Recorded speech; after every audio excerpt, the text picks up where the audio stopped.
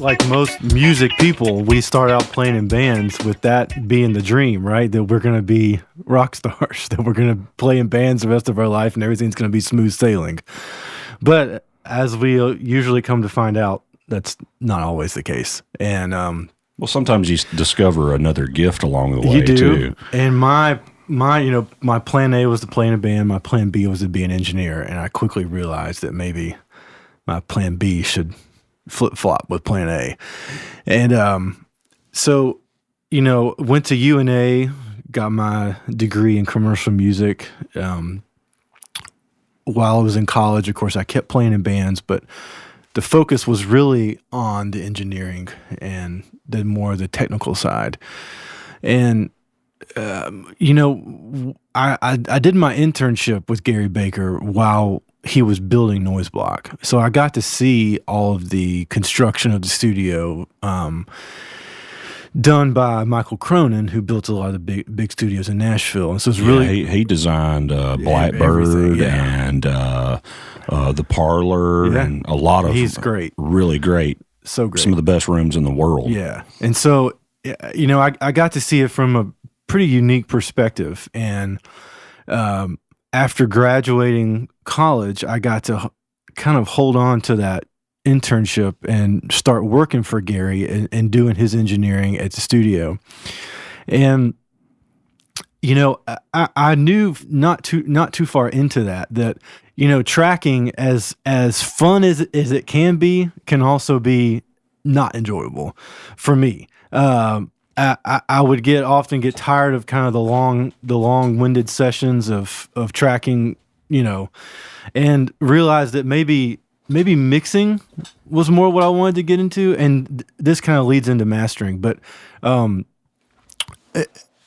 I was more interested in kind of once the song was recorded, what happens to it, and kind of from there on started doing a lot of the mixing for Gary's demos, picking up some clients on my own to mix for, and really fast forward a few years, I still do a lot of mixing. I'm probably 60-40 mixing and mastering. And so you actually mix more than you master? It's about even, but I do a lot of mixing, do a lot of mastering. Well, don't do any tracking. Well, I knew for a long time you were pretty much, not exclusively, but mostly were doing mixing. Yeah. And that mastering. That surprises me that you're still, I guess it's a transition. Well, I love mixing. Yeah. And I love mastering. I love both of those. And I think in 2019 and where the industry's at, that it's good to be able to do more than one thing, right? There are a lot of producers who play guitar on the session or play bass.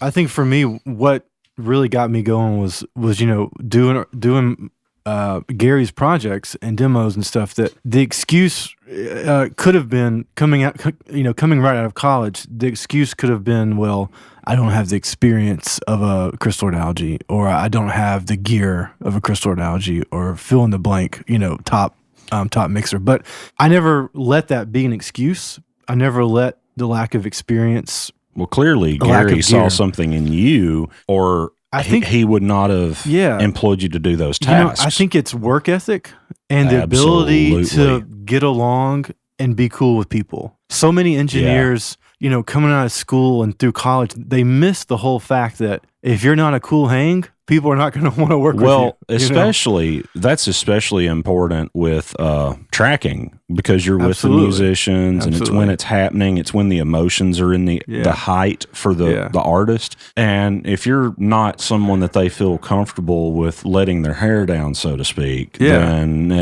the gig goes to the next guy. Yeah, the pressure was very high on me to get it done at a professional level, because I knew that if I didn't, it was going to get shipped off to a different mixer. Well, you're also a super cool dude. We went to UNA together, University of North Alabama. We're in the same program. When did you graduate? 2007. Okay, so you were a year ahead of me. I graduated in 2008. So I learned a lot from you early on, because you were a year ahead of me. That program was great for us because it was a small program. We went at a really good time too, because it was a lot smaller and it was you more really community could live in the studio. Well, I basically did. I did, and that's why I think coming out of college, I was at least somewhat more prepared because that was my life in college. Oh yeah.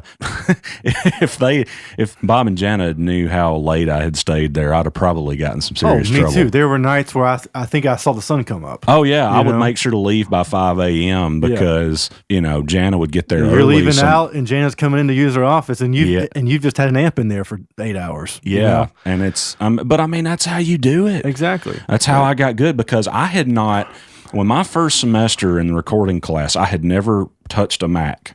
Yeah. I had also never touched Pro Tools. So I had run sound at churches and, done little recording things on cassette tape and whatnot, but I had never really dove in that world. So I was like, okay, I'm going to give these people a few days to sign up for some studio time. And I filled in every slot I could possibly fill in. Sure, me too. Like, well, you can't take up all of it. I'm like, well, nobody else is. Nobody else is. I'm going to be here. Absolutely. Because you wanted it. And I think that's why you're still doing what you do. That's why I'm still doing what I do, because we couldn't envision a life without doing it. You have to love it, because it will kick you a lot. I mean, there have been times over my career where I'm like, what am I doing with my life? Yes, exactly. Why have I chosen the hardest job on the face of the planet? Because it matters and we love it. Yeah. And it's hard to remember that sometimes. And when you sit and you're like, well, what else could I do? And the birds are chirping. There's nothing. This is what I do. Yeah, and I mean, it's our gift. It is. And so, I mean, like you talking about being a good hang, I mean, a lot of mastering engineers, they're just jerks. Yeah. Like sometimes unintentionally. I mean, I'm friends with some really great, cool mastering engineers. Kim Rosen is awesome. Pete Lyman's awesome. Mm-hmm. Jeff Carroll's awesome. Sure. Yourself. I mean, there's some great people, but that world, it tends to be a little more in the surgical, very almost antisocial people. Yeah. For the most part. So if you're a cool hang, you set yourself apart in that world just that much more. Yeah. I mean, if you're looking to improve your social skills, sitting in a studio by yourself for hours a day is probably not a great way to improve it, right?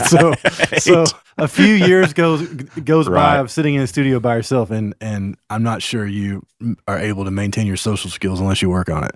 But anyway, so I guess to continue the story of how I got started in this, early on, I was doing all the mixing for Gary and constantly improving, endless hours, endless, frustrations really, but endless hours of just working until I felt that my mixes could hold up. Now, is this songwriter demos? These are writer demos. These are kind of indie projects. Oh, so you were pretty much just getting everything. I was doing all the stuff that was going on there. And I guess, I'd kind of worked up to a point where the mixes were at least acceptable, right? Like they weren't as good as what I would do now, but they were not just absolute garbage either. They were somewhere in between.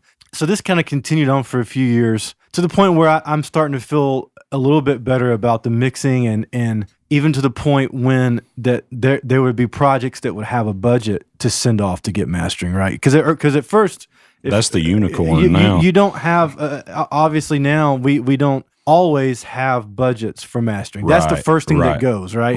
In budget is mastering. So when I did get the opportunity to work on records that had that budget, we would send off to various people, and obviously the budget was not good enough to send to the top guys. It was the kind of entry level mastering, which can be good too, So, but for me, I would get some masters back, and I would just never be completely happy with the way that they sounded. And probably my fault is the mixer. They probably were not great mixes, right? So, but I just wasn't quite happy, and I think that's really what pushed me to start exploring the world of mastering, because in mixing, right, if you are sending a mix out and the mix is not as loud as what's out there, generally speaking, people are not going to be as happy with the mix. Because louder, even in 2019, where we're thinking the loudness wars are kind of past us, if your mix cannot compete with other stuff in terms of volume, the average person is not going to think it's as good.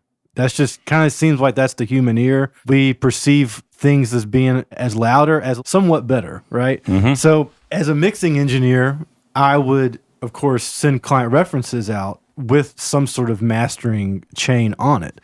I just push myself to make it already sound finished, the mastering part of it sound good, because if I kind of screwed that part up, it kind of affected the mix too, right? Like people, the way they hear the mix obviously if they're hearing it mastered at the same time, they don't really know if it's a mastering problem or a mix problem. They just think the mix is not great, right? So so I couldn't screw up the mastering part. So that really pushed me to explore mastering, work on my mastering skills, find gear, plugins, or outboard stuff, whatever it might be, to help with the mastering side as much as I could. And then I just started kind of randomly picking up little mastering projects from friends, low budget, real low budget stuff, just to kind of iron out the craft of mastering. And I got interested in it because I'm interested in what, like I said, back to what I said earlier, what happens after the song is recorded. And that's obviously a part of it. So that's really what pushed me to explore mastering, was really from mixing. That's interesting. It makes a whole lot of sense too. I mean, because again, I've gotten some stuff back before and I'm like, wow, I want to talk with that guy and find out what he did on mastering. He totally took it to the next level like it's supposed to be. And then I've had the other side where it's like, I need to figure out how to approach a conversation with this guy because he totally screwed my mix. I think there's obviously good mastering and bad mastering, just like there's good mixes and bad mixes, and good songs and bad songs. So it's all over the map. Well, and people have a different style too, so it may just be that sometimes the styles don't match up between the way certain people mix and master. Yeah. They may work and be only working with bluegrass, and you send them a song that's death metal. Yeah.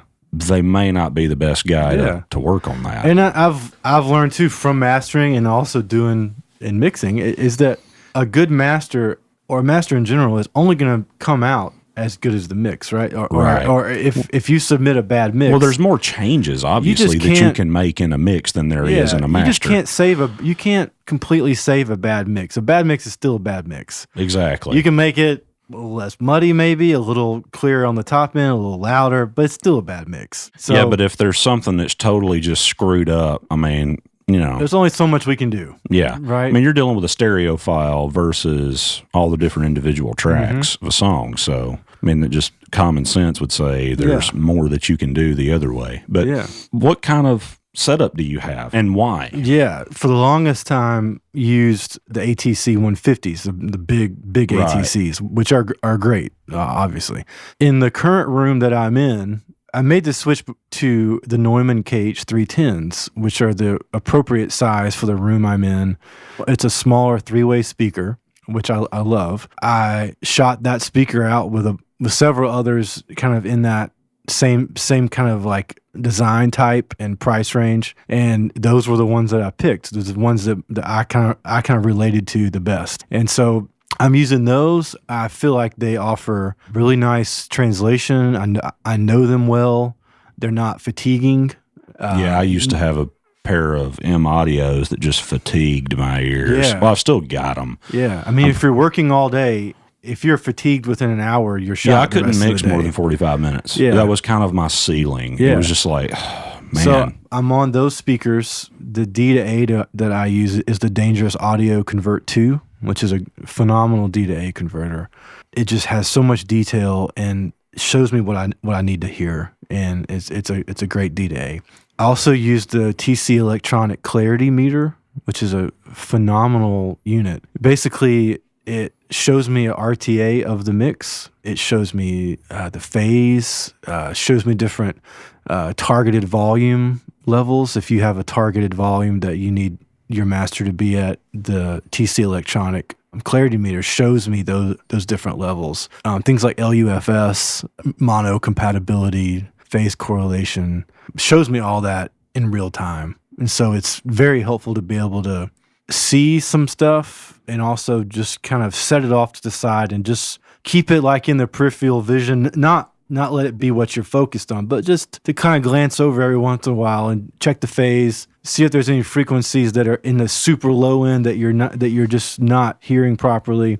It's just good to kind of reference. And so I use that. And man, I've hunted down every limiter and EQ on the market to A/B and test in different mastering scenarios, and I feel like I've got the chains that I like and go to, and that hunt was not easy. As you know, there's everything on every list. person, it seems like in the audio industry, is making some type of EQ and limiter, and do they model other things? Are they starting from scratch? It's just kind of a headache, honestly. But I searched and found things that work well together and work well for a lot of genres, and just kind of seem to work. So what are those things? I know you use was it BAX? As far as EQs, some things that come to mind would be the Bax EQ from Dangerous. It's a great EQ. I just got that. Yeah. Broad strokes. Yeah. Kind of broad strokes. Kind of like a Pull Tech, but broader. Yeah. In a way. And I was curious about, and we're all nerding out, so gear slut alert here. You know, we're nerding out on gear, but there's a band where it's like you can high and low pass filtering. Mm-hmm. It's really interesting to me, where you can roll off like what? 24, roll off way up, 20 something, and like 40, 24 or something like that, and like you can roll off like 70 or something at the top. Mm-hmm. Do you find that useful? I find rolling off more at the very, very bottom for me. Sometimes it's crazy that you can roll off a little bit of the low end, 18. I forget what their actual low end numbers. You can select 18, 24, maybe something like that. Yeah, but I think, rolling off sometimes in there, by subtracting a little bit of that deep low end stuff, it tightens up the bass. And so that's something I use sometimes if I feel like it's benefiting the song. Some other EQs that come to mind would be the Brainworks mid-side EQ, which is great. All the DMG stuff, the DMG Limitless for a limiter is just stupid. You use any of the Fab Filter? I use the Fab Filter Pro L2, which is phenomenal. I've got that, love it. Occasionally, if I run into stuff that needs a little more surgical stuff, the Fab Filter Multiband can help. I don't usually like to use multibands if I can help it. They're a little fidgety, but the Fab Filter one is phenomenal and can help in certain cases when you really have to dive into a certain band. You know? You ever find yourself using like just regular compression much? Compression sometimes if the track needs it. If it's a really well done mix, a lot of times I don't have to use much compression, but when I do, things that come to mind would be the I'm not sure if I'm butchering this company's name, but the Elisa. I'm not sure how to say it. Yeah. Their mid-side compressor, I don't know how to say that either. Is phenomenal. I use that sometimes. Even the Fab Filter compressor can work well in mastering as well. I'll use the compressor part of the Slate FGX sometimes. So you use the Slate stuff, and I find that interesting. Yeah, in mastering. I don't really use the limiter that much, but I use the compressor part of that FGX plugin some. And as far as compression, that's about it. I'm trying to think if there's any other kind of compressors that I would use. I picked up one a few months back, the Vertigo compressor that Plug-in Alliance makes it. Yeah. And it's modeled off the Vertigo hardware, and that's a phenomenal compressor. Bobby Coble, a friend of ours, engineer in this town too, he got me talked into signing up for the Plug-in Alliance stuff, and that stuff's pretty freaking cool. They do, man. They have some good stuff, and so that's it for really compression. Of course, going back to the EQ stuff, the Kush Audio Clariphonic is also one that's great for kind of shelving, just kind of broad stroke kind of stuff, Yeah, got the focus and the clarity and stuff. Yeah, I had the hardware unit for a while. Did you? Okay, well, I thought about getting it. Is there much difference? Well, I used it back when I was doing more of a hybrid kind of approach, and had a home studio also, so I was toting it in a rack back and forth every day with some other stuff, and just got tired of toting it around. They put out the plug-in, I demoed it against the real one, and I was like, man, I'm just not hearing any difference really. Like I can't, if there is, I can't perceive it, and therefore I don't care. Well, maybe I need to just stick with the plug-in version. I sold the hardware one. I use it all the time. Dave Pensato got me into using that. It's a great one. He also got me into using the, which I don't use them as often. I need to mess with them some of my new mixes I'm working on, the nickel and I don't know what they're I use a couple of those. Those are pretty cool as well. I have a couple of those. Those are good.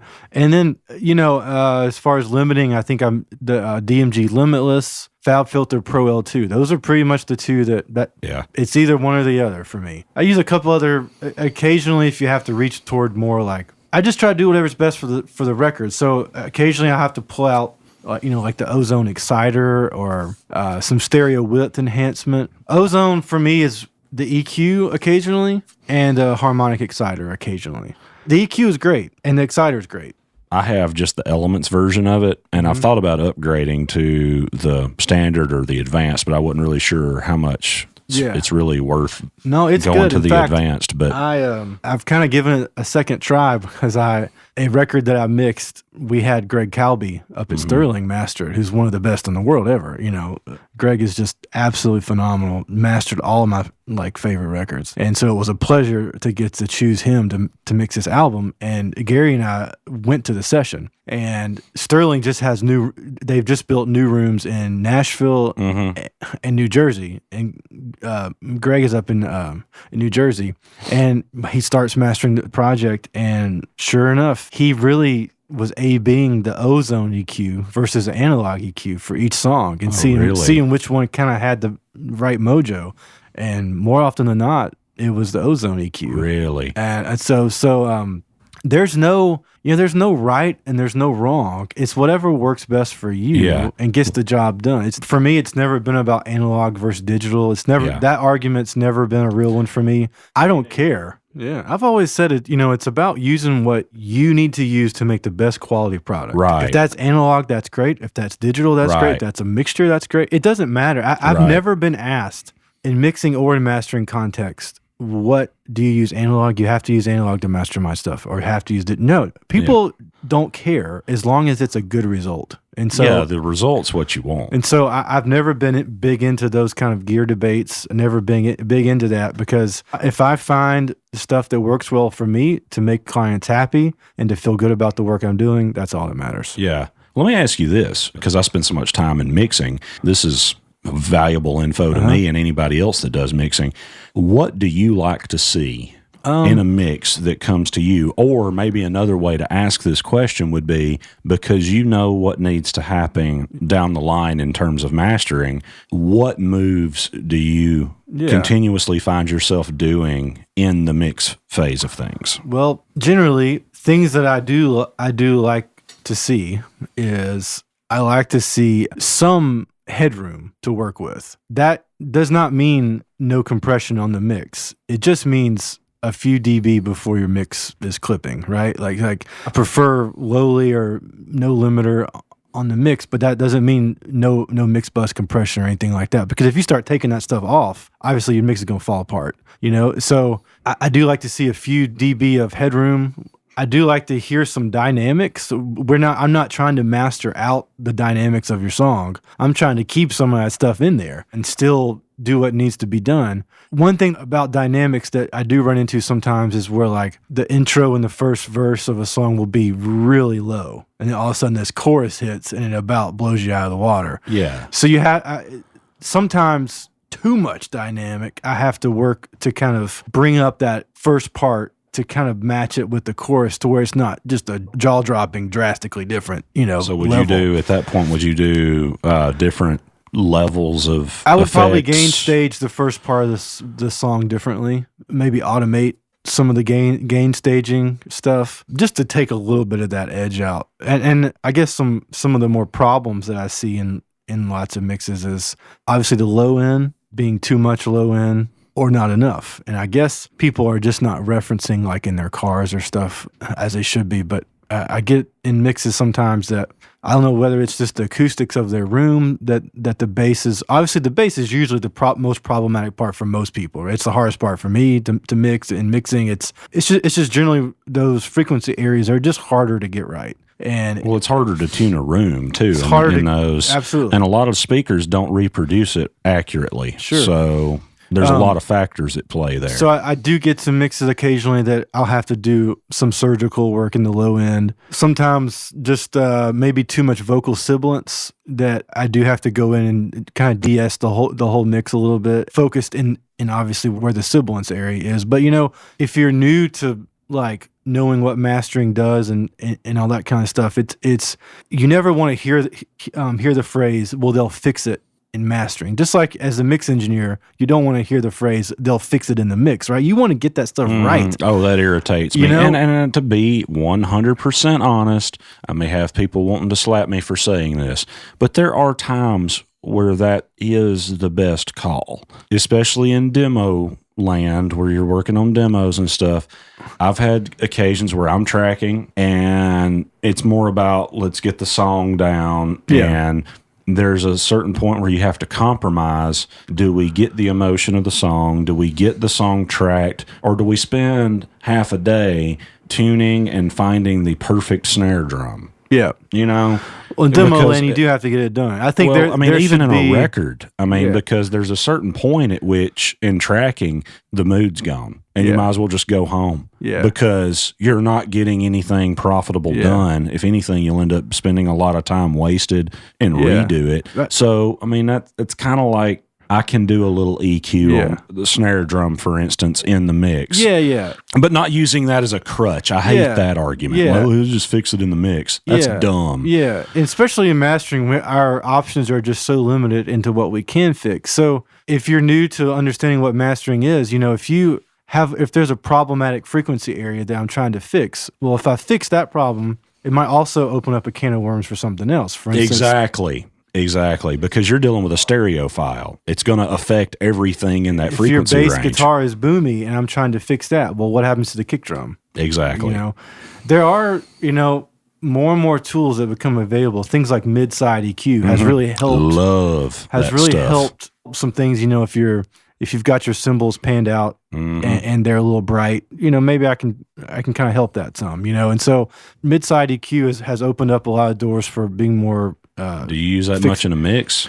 Mixing, not because I love mid-side and mixing. I think on the mix bus maybe occasionally, but I'm not going crazy with it. But I'm like 0.05 in this area, and just really small surgical moves with it because it just helps keep things focused. Sure, I love it. Yeah. Those are kind of the issues with mastering, is that one frequency area can affect the other. So you want to make sure your mix is as good as you can possibly make it before we start mastering. Right. Let me ask you this. Do you ever go back to a mixing engineer and say, hey, look, we're having a problem with this. I think, hey, I can do a better master if this is going to be much easier to fix in the mix, and it's a small, quick move. Sure. Can you do this and send me the files? And that has happened a couple times. It's happened a couple times also where the artist or mixer or whatever will submit the mixes to me, and they're so heavily limited, I just really can't do anything with it. If it's already crushed and already as loud as it can go, why are you sending it to be mastered? That's already kind of done. I can't really go back and un-EQ something. So sometimes I've had to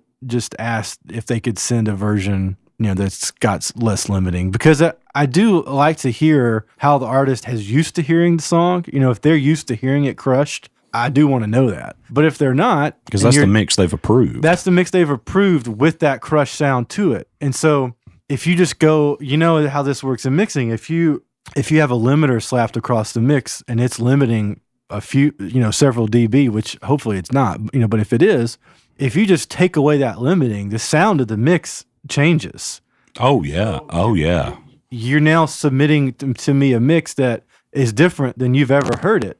It can open up a can of worms doing that kind of stuff. So I'm careful to ask for revisions, but if it's affecting the way that I can master the record, I'll ask for like an alternate version to just see what happens with it, to see if we can make something better that still kind of sounds like what they're used to hearing, but just executed a little better, Yeah. So do you have certain mix engineers and tracking engineers that you work with on the regular? Or, I mean, how are you getting clients and how are they submitting to you? There's a handful of producers that I've just become friends with over the years that I now do a lot of their mastering. Friends with a bunch of artists that, not everybody does records every year, obviously. So you got to know a lot of folks because it's, mastering is not something people use every day. So you have to have a wide variety of people. Fortunately, I've been doing this. I've been in the world of audio for 10 plus years. So people know me as either a mixer or a mastering engineer or kind of a combination of both. And so it's a lot of word of mouth. I do some advertising. My website, I'm super proud. Your website's great, by the way. I'm super proud of it because I don't know about your experience, but there are some mastering studios where submitting audio and paying and submitting session info is just a nightmare. Oh, yeah. Sorry, there's this form you got to fill out, but I didn't understand your pricing, so I paid for something that I didn't. It can get complicated, right? So my wife owns a advertising agency called Silver Beat Creative here in Florence, and she created this website. I kind of told her, I was like, I want this to be as simple as possible because I've realized if you don't lay it out cut and dry for people, they just get confused. Absolutely. So you're having to design something for kind of the least common denominator, right? So we made a website to where it's the easiest mastering site I've ever seen to submit files to me, get an instant price, pay for it, send me your session information all at one time. I get spit out an email to my email that lays everything out in a nice, it's like, here are the ISRC codes for this project, here's the sequence, here's the album title, the artist title, blah, blah, blah. Here's the alternate versions they want, whether it's vinyl mastering, if it's mastered for iTunes, here's all the add-ons that they've purchased. And so it's just super easy for the client, super easy for me. My assistant gets the same emails that I do. He can download those files and go ahead and and prep the session for me. And so it's just an easy process. And so we've tried to make it as easy as possible for the client because by the time you get to me as a mastering engineer, you've lived with this record for months, right? You are ready for it to be done. You are not looking for a frustrating process. Like you are happy it's going to mastering. It's like, hallelujah, we're almost done.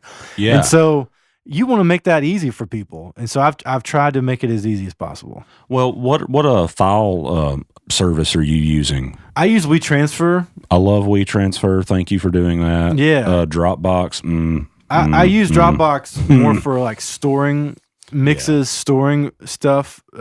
It's just... I use WeTransfer Plus because WeTransfer Plus can also store stuff on there. And if you tell me that you have to have this mastering by tomorrow, and I send you a WeTransfer and you don't download it for 4 days, well, I can tell when you download it because I get a nice email back that says, so-and-so downloaded your files.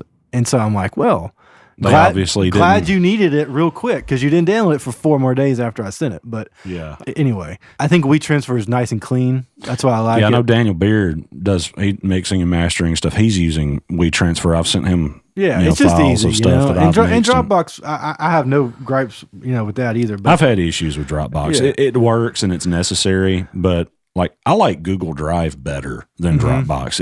It's easier to use. Yeah.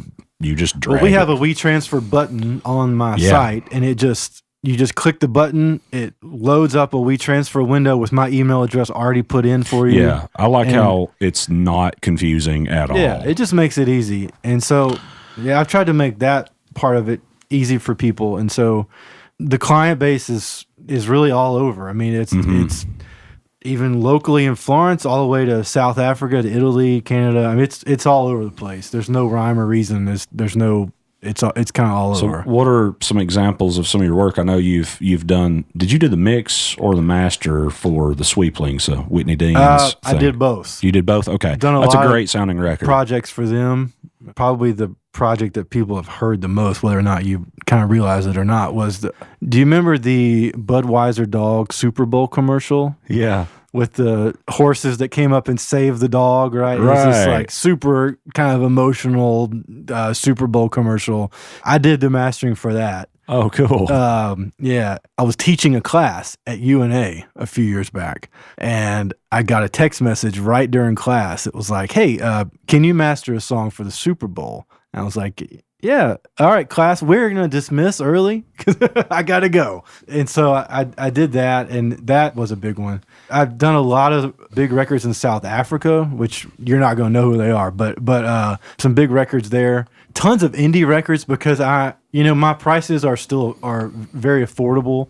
They're kind of geared toward the indie artist right now. So I do a lot of indie records. One project that kind of comes to mind, I just mixed and mastered Penny and Sparrow's new album. That comes out, I think, this summer sometime. Oh, cool. It is a phenomenal record. Those guys do awesome stuff. That one was super fun to work on. Thanks again to each of you for tuning in. This has been a Muscle Shoals Storyteller series of a Tape Noise podcast. Thanks to Chris Bethea, mixing and mastering engineer. Check him out if you need mixing or mastering done. As I'm sure you've noticed, Dan Williams, my co-host, has not been able to be on this episode and a few others as well. He is a college professor, so he's been wrapping up things with that and extremely busy. So both of our schedules haven't quite collided to be able to do the interviews at the exact same time. So anyway, be sure to follow us on social media, Facebook, Instagram, Twitter. Leave us a rating and a review. We're also available for most streaming services, iTunes, Spotify, Google Play, Stitcher, SoundCloud, YouTube. Please give us a rating and a review there also. That helps us a lot. We appreciate and welcome feedback. So also be sure to click that subscribe button. That way you'll get notifications whenever we upload a new episode. Again, thanks for listening, and we will see you at the next episode. Stay groovy.